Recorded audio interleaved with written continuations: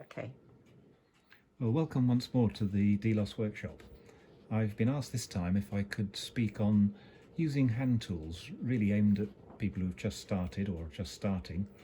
I'm not really sure that I'm the best person to do this because I've been using hand tools ever since I could stand up, really. But we'll give it a go, and really what I'd like to do is share with you some of the things I've learnt along the way. Now, one of the adages that you will have heard is, bad workman always blames his tools. I think this is really unfair, actually, to the point of being wrong, because if you've got poor tools, even a good workman is not going to get on very well. So good tools are important. Now, I think it's worth aiming for good tools in the long run, because if you keep buying cheap, you'll keep buying often. Now, it is true that you may need to buy cheaper at first because you can't afford anything else, but I do think it's worth planning for something better in the longer run.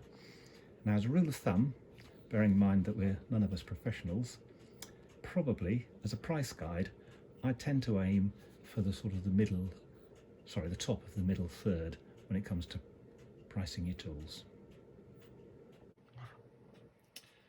Right, let's start with hammers, because we all use hammers, but in my view they're used rather too often, certainly in working with O-gauge. Now we'll take as an example here, and I've made a large one so we can see what's going on, a pin that needs to be pushed into this aluminium block. Now this could be a piece of etch and a much smaller piece of wire, of course. Now the temptation, I know for many people, would be to take that and just knock it in. Not really the best way of doing it, and certainly not on a stringy surface like this. Something underneath with a bit of weight to back up would be a good idea. And obviously if the pin is going to go the right way through, it'd be a good idea to have something with a bit of weight and a hole in it so you can knock the pin through. But actually, even if you use a hammer, it would be far better to take a punch and hit the punch with the hammer. Now, the punch doesn't have to be a commercial punch like this, and it doesn't have to be as big. It could be just a lump of brass, which would probably be better in many ways because it wouldn't damage the brass pin. But that's all very well. It's far better, rather than to hammer it in, to squeeze it in. This way you've got much more control. Now there's a very nifty tool called parallel pliers, and I find these extremely useful because you've got so much control over the squeeze. Very nice. Now clearly this is too big for using the parallel pliers, so it's not a problem. We just move over here and we take the vise. So there's the pin. It's in a hole that's just slightly large to the top to make sure that it starts properly, and we get the vise and it's nice and easy. We just squeeze the pin in, and even the vise moves around.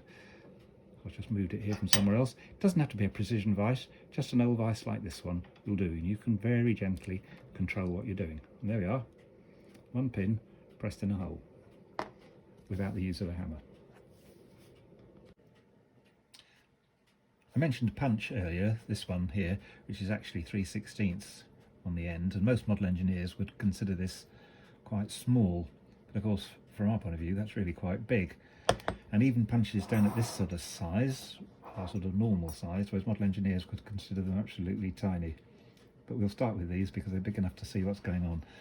A simple punch, parallel end, flat on the end, and you can get these in different sizes. You can also get them with a depression on the end. Now, strictly speaking, these are nail sets for driving panel pins in, but I find them quite useful for punching in rods that aren't too big, and then the punch won't slip off the end. Another sort of punch you might well come across is a centre punch, and I'll talk a little bit more about these later on when we're doing marking out, but it is essentially just a punch with a conical end with a reasonable point on. Now, you can buy all sorts of punches in different shapes and sizes, and you do have to have them reasonable. They're hardened usually, so that you don't damage the ends, but sometimes it's very important not to damage what you're working on, and so I've got a set of brass punches. Same sort of idea, but made of brass. And if you don't use them in too onerous situations, you don't damage the end. But for most things in O-gauge, those punches are quite big, and I find that I'm finish up wanting something much smaller. Now I made these punches, and you could make your own, and they're not that difficult. They don't have to be quite like this. And I've used the shank end of worn drills. They're just a piece of steel, and the drill is set in this case in a brass ferrule, because it's much easier to drill a small hole in the brass and then fit the brass into the steel. But here are a couple where I've gone straight into the steel. But you can just take a piece of steel, drill a hole, and then glue in, or use a Loctite, the end of a drill. And they're hardened, so they should be up to the job of knocking things, but then you have to be careful not to break them off as well. But I find these little punches extremely useful, particularly for knocking out pins and things that are in the hole that they shouldn't be. Okay, let's move on to screwdrivers. Again, a common tool that everybody uses. We're all familiar with the DIY flat-ended screwdriver, and more recently, of course, we've all come across the Posi drive, the Phillips. They're all cruciform drives, and they're not the same. I don't know about you, but I know Phillips and Posi drive screws are identified as different, but I always take the screw, find a screwdriver, and make sure that it's a jolly good fit. Now, this principle is exactly the same when it comes to working with much smaller screwdrivers. Now, I've had a set of screwdrivers, both flat-ended and cruciform, for many years, and they weren't expensive, and they do seem to have lasted quite well. So perhaps this is a case where you don't have to have the very best if you don't overdo it. If we start off with the flat-ended screwdrivers, range of sizes, and it's surprising how large a screwdriver you can use for the job. And in fact, I go the other way around. People have a tendency to use one that's too small and they chew up the heads of the screw. Now I'll pick up here this 10BA screw, and notice it is a screw, not a bolt. You look at those screwdrivers there, and you would think, oh, somewhere around here, but actually if I take the very largest one and put it, it fits perfectly into the slot there. Now it's wider than the screw, so that's a problem. You may need to go down to a smaller one, but that would be the screwdriver that ideally drives that 10BA screw. Now actually I have an even bigger jeweler's screwdriver here, and that fits just as well, so I'll be just as well off using that one. Now just a word about jeweler's screwdrivers. They've got this handy little rotating bit at the back, which when you're using the screwdriver means it's not trying to bore a hole in your hand. So I'd definitely recommend using jeweler's screwdrivers rather than just small versions of conventional hand screwdrivers. When it comes to the cruciform screwdrivers, again, they've got this little revolving piece and so on. I really don't like cruciform screws, and of course these days in no-gauge models we come across so many of them that have been assembled in the Far East, and the screws and their heads don't seem to conform to any standard particularly. So what I finish up doing is finding the screwdriver that best fits and making sure it is a good fit and doing the best I can. But if there's the slightest suggestion that it's going to slip out or start chewing up the screw head, I just reach for the Dremel tool with a small slitting disc in, that's probably one that's well worn down, and I file a slot, grind a slot across the end, and then we're back to the sort of screwdriver I do know how to use. Even then, the screws can break up and you finish up having to drill them out. So that's screwdrivers. If we move on now to Allen keys, clearly what we have here is a piece of bar, a hexagon profile, and it fits into a hexagon hole in the head of a screw, and we can use it to do and undo the screw. Now, as with screwdrivers, it's important you use the right one for the job. Now, there are nominally two sorts of Allen key, metric and imperial, but even so, you do need to find the right one. It's quite easy. You just pick up an Allen key and try it until you get one that's a really good fit. Now, having said that, if we look at these smaller Allen keys here, at first sight they all look the same, if not just perhaps very similar, but they're not, they're different. And often the trouble starts with the Slater screw, which is a 6BA countersunk screw that holds the driving wheel onto the end of an axle. And they have very tiny hexagonal sockets, and it's very easy to use the wrong Allen key and machine them out round. It's also very easy to have a cheap Allen key which itself goes round. So when it comes to Allen keys, particularly in the smaller sizes, it's important you do have decent ones that are hard and are hexagonal and the right size. And when you get down to very tiny ones like this, and I really don't like using them, it's very important that you have the right one for the job. So there we are, Allen keys. Let's move on to saws, and we'll start with the junior hacksaw, which we're all familiar with. Now, I find a junior hacksaw actually really difficult to steer, as in sort of keep it up against the line. And the reason is, I believe, that instead of having teeth which are individually set left and right as you would have on a wood saw, they've just got wavy teeth and a sort of wave from the left to the right and the left to the right, so there isn't a proper set on it, but they are useful for roughing out and cutting up big pieces of stuff. Mostly though I like to use a back saw. Now this one is an X-Acto, and I'm sure you recognise the handle at least, and they're perfectly okay for cutting plastic and brass. They really don't last very long. Anything's tougher than that, or nickel silver is okay, but steel, forget it. Now here's another back saw with changeable blades, actually made by Eclipse, and these blades are absolutely the bee's knees for cutting anything, so I tend to use this one. There are some advantages in having this deep blade here with a very thin back, and I'll demonstrate using this a little bit later on. But with these back saws, usual sort of thing, put the teeth in, make sure you get them the right way around. Most of the time you want to cut on the push stroke, but there are times, cutting thin tube for example, when it's preferable to put the blade in the other way around and cut on the pull stroke. Now these back saws are useful for cutting straight lines. When you get more complicated shapes, which we most often do, and that's when we come to the piercing saw or the coping saw. Now there's very little difference between the two. In fact, this is a piercing saw because the frame length is adjustable. I think one of the reasons is that the blades are so fine and they're very easily broken. It's handy to be able to shorten the frame so you can use the short bits of blade. But either way, it is important that you get the teeth in the right way round so that they're cutting on the pull stroke. We use this in a V-shape mount on the bench, and again I'll demonstrate this in the next video. Coping saw, exactly the same idea. Typically it's used in woodworking and it has larger teeth, but it's the same animal. Now sometimes this bit of throat here isn't large enough, and so we sort of move to the cousin, which is the fret saw. Now in this case you have to pull the two arms together, clamp the blade, and you've got a very sort of unwieldy tool, but it does allow you to deal with big sheets of things. And that, I think, is saws. I'll just demonstrate something here that you can do quite well with a backing saw, which you certainly wouldn't want to do with a hacksaw. Now I've got a piece of etch in the vise and it's actually marked out, and I want to saw that top bit off. Now with a hacksaw, the teeth would actually rip up the vise, but with a back saw, there are no set on the teeth, will cut this quite nicely. It's quite a fine bladed saw actually, so this is taking me quite a while. But that's just the principle. If you've got a thin piece that you're taking off, it's best to be the scrap because it can start curling. But it's quite an easy way to hold it, and then when you're finished, you can just wipe over the top with a file.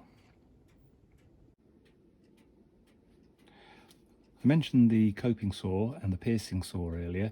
Here's an example of using, in this case, the piercing saw.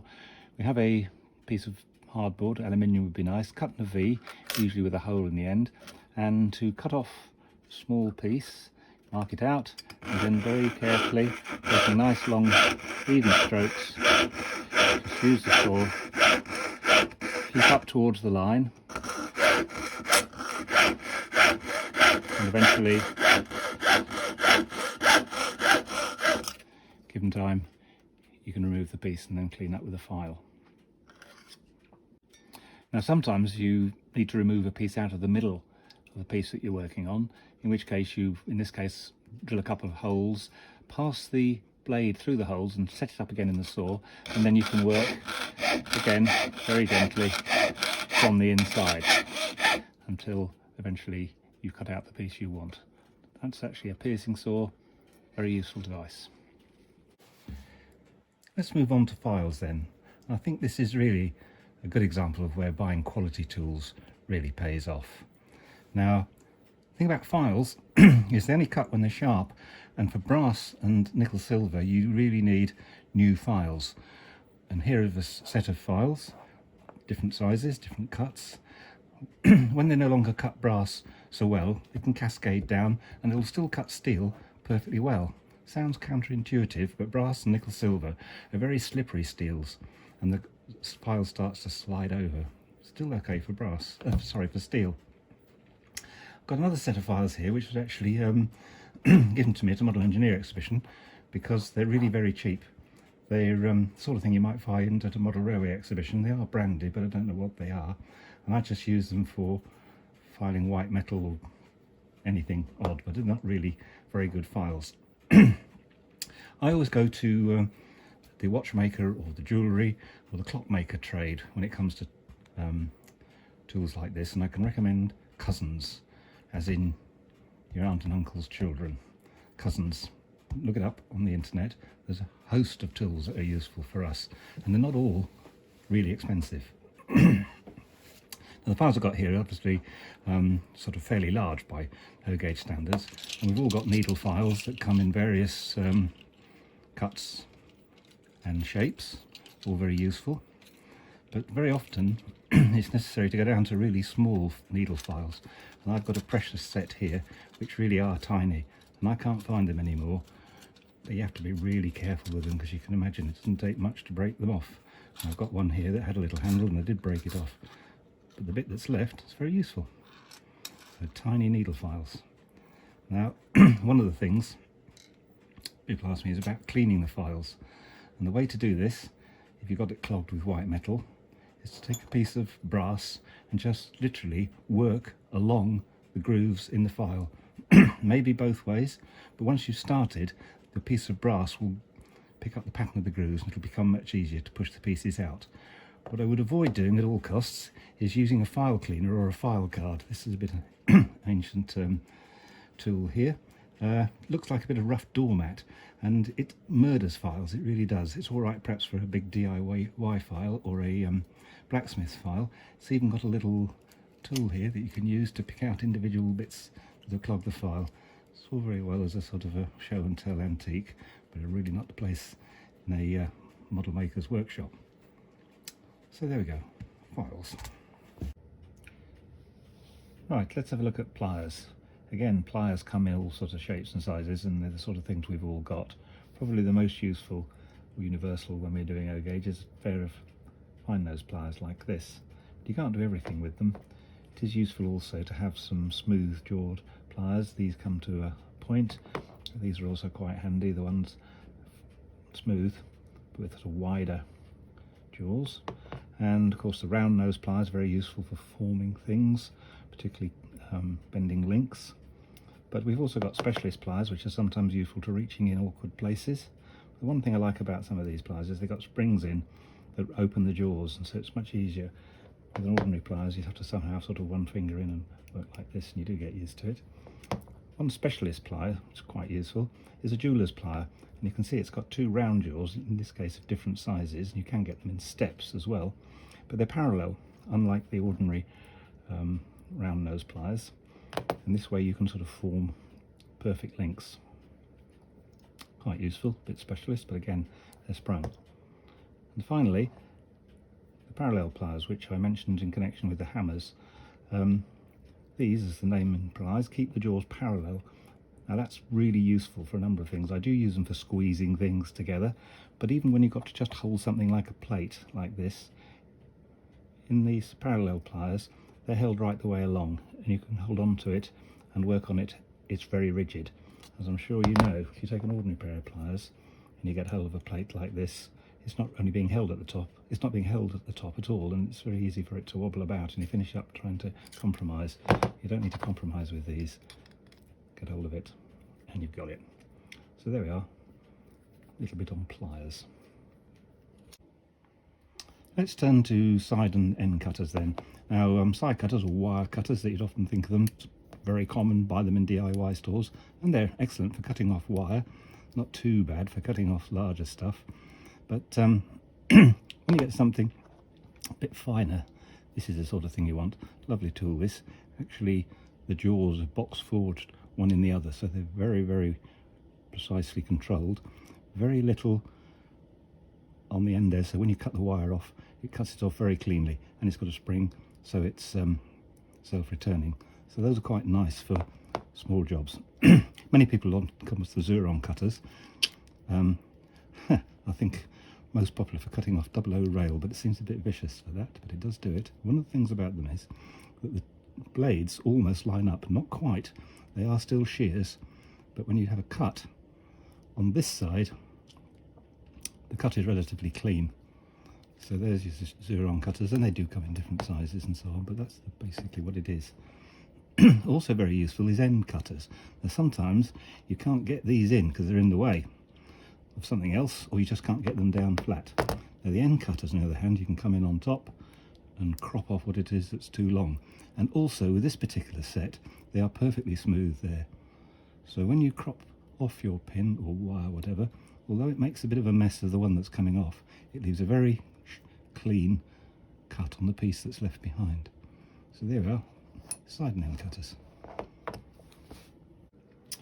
here we are with pin vices and pin chucks. This is a pin vise. I know it's a bit confusing because it looks like a chuck. We have 4 little jaws there, and we can put a drill in, for example, nip it up, and then we're free to start drilling. Now I find one thing that's very useful is just take an old drawing pin, put it in the back like that, and then when you put it in your hand, just like the jeweler's screwdriver, you can drill away without it boring a little hole in your finger, in the back of your hand. So pin vices come in various sorts of sizes. Now a pin chuck is actually very similar, and here's one. Again, it's got, in this case, replaceable collets for different sizes, and we can put this in, well now, a drilling machine or a lathe, and the principle is really that it allows you to hold very much smaller drills. This one I think is down to 0.5, this one closes down to practically nothing. So there we are, pin vices and a pin chuck. When it comes to vices, you've seen the old vise that I use on my bench for everyday work, and I don't mind knocking lumps out of it, but it might be worth moving on to something a little bit more elaborate. These are actually machine vices, and this is a really very nice one. It has grooves in here that allow you to clamp it down to the bench or to the milling table, or if you've got a big vise you can actually put it in the vise and hold it. The thing about this is the jaws are really solid, as you can see, and they're really well guided so they stay parallel and they don't let things move about. A vertical V here and a horizontal V here allows you to hold round or hexagonal stuff, horizontal or vertical. I've got a smaller example which is really just a small brother of that one. There are 2 other machine vices here. These are actually from the Unimat, and I use them on the milling machine, and they come ready with a T-bar going into the slots. It's got a horizontal and a vertical V notch as before, but I don't find that terribly useful, especially not in the Unimat, because those are quite large. So I turn the jaw round and have the smooth sized. That's much more useful, I find. There's also this little chap, which everyone should have one of these. It's a little vise, as you can see, and it's on a ball swivel here, so you can put it at whatever angle you like, just nip it up, and then this goes in the bigger vise, and you can have this at whatever angle you like. And it's quite a useful sort of thing to have. But just a vise that clamps onto the bench or onto the desk is a useful thing to have, and I don't really think many people would manage without one. When I was talking about vices, one thing I didn't talk about was a hand vise, which perhaps might be worth mentioning now. As its name suggests, you use it in your hand, and it's very useful for holding on to, in this case, perhaps a piece of etch, and do it up tightly, and you can sort of attack it with a file. This is quite an old one, actually, given to me by a well-respected model engineer, and I'm very fond of it. But a more modern one is exactly the same thing. This one made by Eclipse looks something like this. This one actually has a little V-notch groove here, which can be useful for holding round stuff and stop it twizzling backwards and forwards, but I must admit I never missed it when I used this one. So hand vise. Right, time for spanners. Now most of the spanners we use are small, in the 6, 8, 10 BA, smaller 12 BA range, and a typical spanner that you'd buy, and this is actually quite a good one, they seem to think that we torque up our nuts at ridiculous. I don't know how you're supposed to use something like this. This is actually a 3mm spanner, but they're just the same in the BA sizes. This one here is a 6 BA. I suppose that's not too unreasonable, but I have no problem at all just taking the file to them. They're usually quite soft in these sizes, and cutting them down so that you can get them into the job. And here's a 10 BA where I did the same sort of thing. It's more like a sort of spanner shaped spanner. An even smaller one. This is just a cheap pressed spanner actually, and I filed that one down. Definitely worth doing. I mean, the tools for doing a job, I don't think they're sacrosanct. I have made spanners. This is a nice little 10 BA spanner, which to get into nuts in awkward places. 12 BA spanner, same idea. Just take a piece of rod, bend it, bash it, file it, and you've got a little 12 BA spanner, because we're not doing them up awfully tight. Now ring spanners in small sizes are pretty rare actually, but not difficult to make. This is a 10BA ring spanner which I made, just a piece of brass hex on the end of a piece of steel. Soft soldered on, to be a bit careful because this one, the rod doesn't go right through, but this one goes right through, so you can actually torque it up quite well with that. Of course, after ring spanners we move on to box spanners, and again the manufacturers seem to think that we're going to torque them up. This is, which one is this? This is the 8BA, and I've just machined the end down so that you can get it on and not foul with the one next to it, and I did the same thing with the 10 and the 12 so that they're sort of more like to get on the job. Now this is one from an American set, and they've got the right idea. They've coned it down so that it's only slightly larger. I don't know why people don't do that automatically. Again, you can make your own. Now this probably needs a lathe, but not necessarily. And the trick here is to take a socket head screw. I've got one here that's large enough so you can just see what it is, and find one that fits on the nuts that you want. And then you drill a hole in the piece of steel. This is where you need the lathe. Machine the thread down so that it's probably half the size, and then force it onto the end of the piece of steel, or use Loctite. Put it back in the lathe and then machine away all the head that you don't want, and you finish up with little socket spanners. And I use these all the time because you want to be flash. You then turn them around in the lathe and put a piece of knurling on the back, but you really don't need to. That's sockets. And lastly we come to peg spanners. Now, as the name suggests, they've got little pegs on the end. Here we are, 2 pegs sticking out, or you can go on at the end, 2 little pegs sticking out. And I use these mostly on the top hat bearing bushes that come with Slater's wheels, where you need to recess them into the front coupling rod. Typically on a Jubilee is the one in old quotes, because then you can put them in and twiddle them right the way in, and they've sunk themselves down below the rod. Now I know other people have said, oh, you can just file flats on, and indeed you can, but you have to have a little bit sticking out for that. So I quite like peg spanners, and I've made them for other people as well. I'm going to talk about broaches used for opening up holes in a minute. But before we do that, let's just have a look at drills very quickly, because you've got to have a hole to start with. Now here you can see a set of drills from quite small at 1.6 down to 0.35, which is really very small indeed. And they come in this handy dandy pack. And I would say the pack is the most useful thing about it, because when you buy them for I don't know, £5, £8, something like that, the drills are pretty useless. I would always go online and to a specialist, and I can recommend the drill service. The drill service. You can look them up online. The only thing about the drill service is when you go into this website, it's like being dropped in a big city department store when you've ever been to the village shop before. It's quite awesome.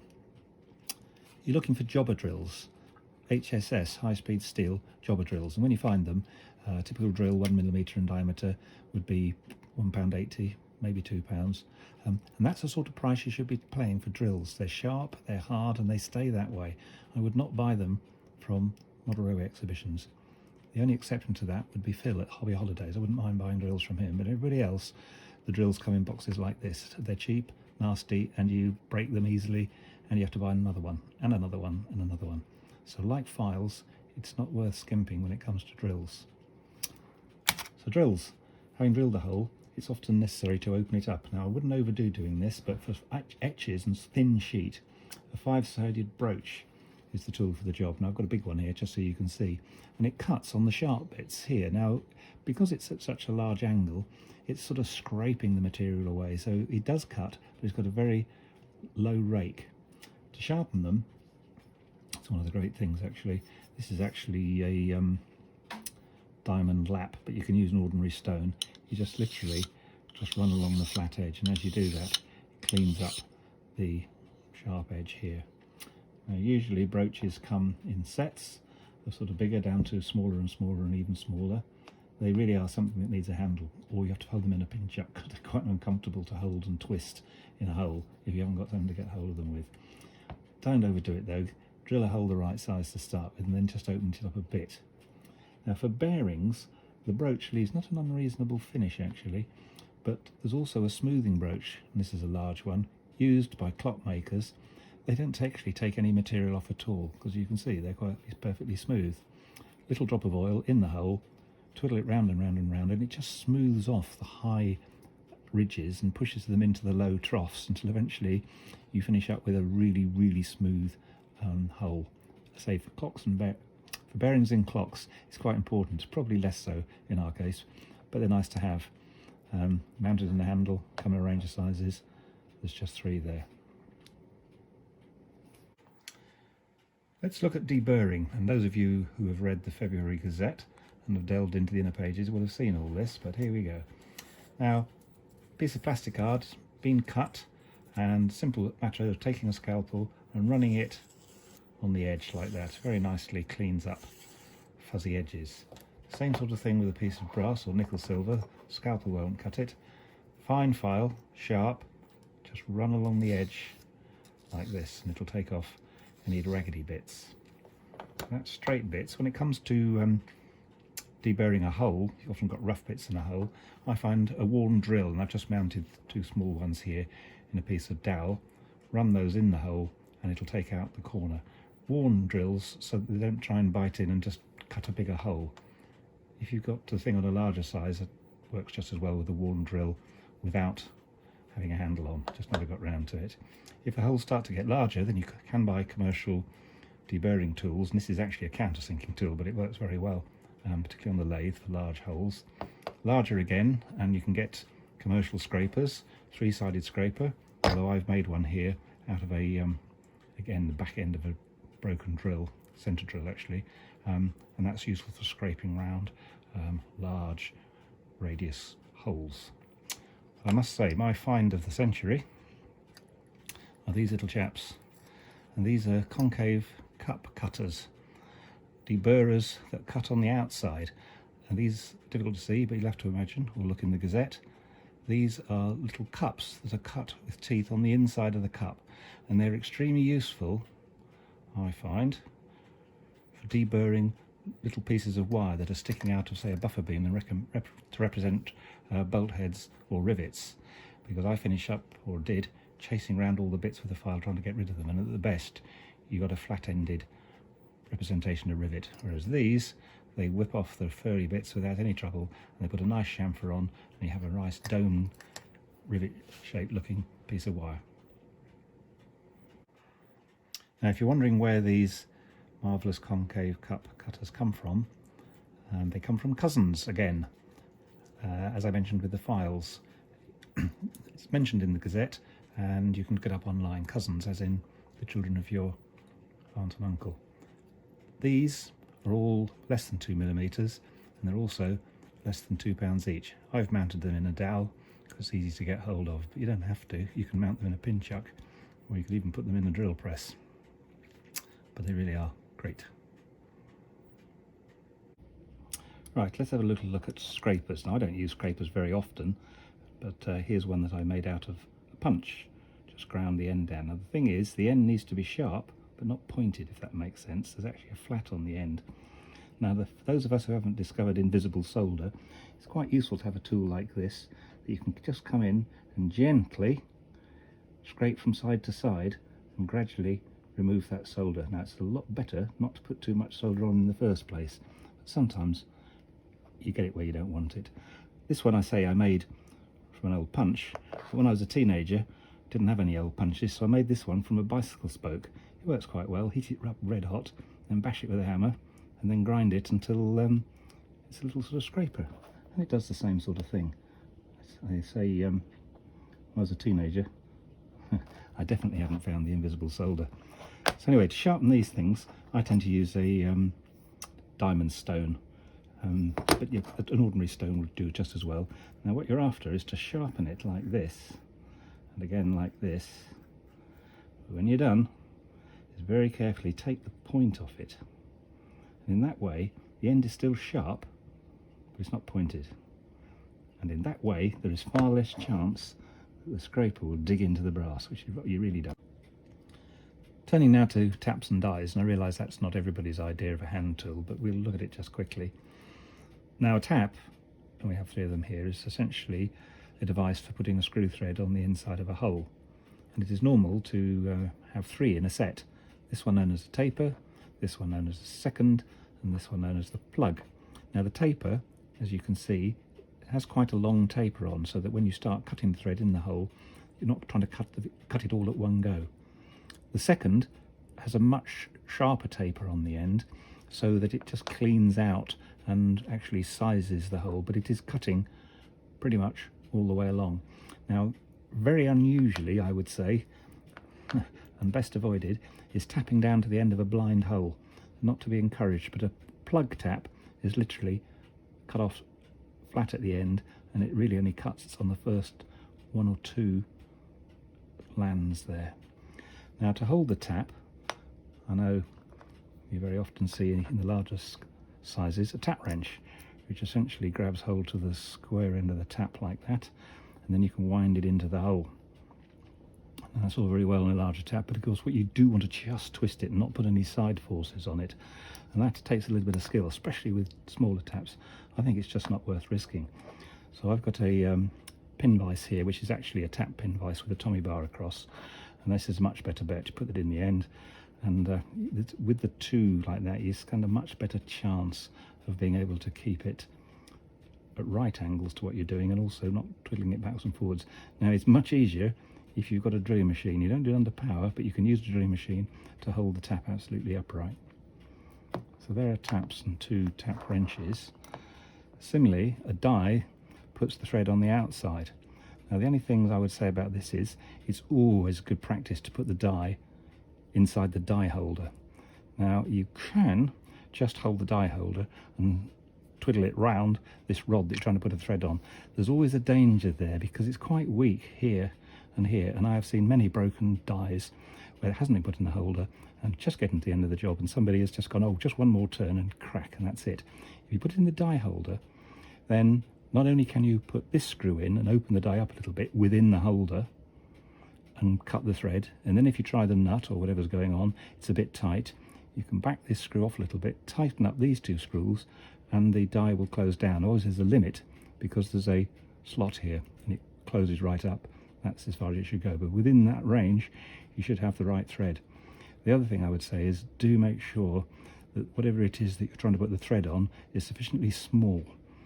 You don't need the full thread depth, so err on having the thing too small rather than too large, because if it shears off, and it's very easily done in brass, then some very unparliamentary language can follow. And what you have to do is take one of your back saws, preferably not a good one, and then cut down that slot and through the sheared off piece of whatever you've got in there and try and fiddle it out.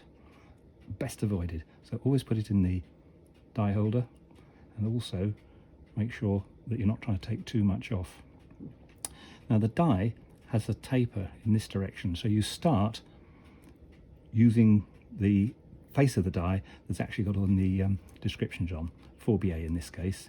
If you really do need to screw right up to a shoulder or a head, then you can turn the die round and just clean up from the back. Now, this isn't brilliant because there's no relief on the thread in that direction, and it is cutting all at one go, so you need to be very careful doing that, but sometimes you do need to do it. So that's taps and dies, except that in this particular set here it goes down to 14BA. I've inherited this from my father and he used it a lot on steel, so I keep my own set just for brass, because taps that have been used a lot on steel are really difficult in brass because they're tight and they don't like to cut.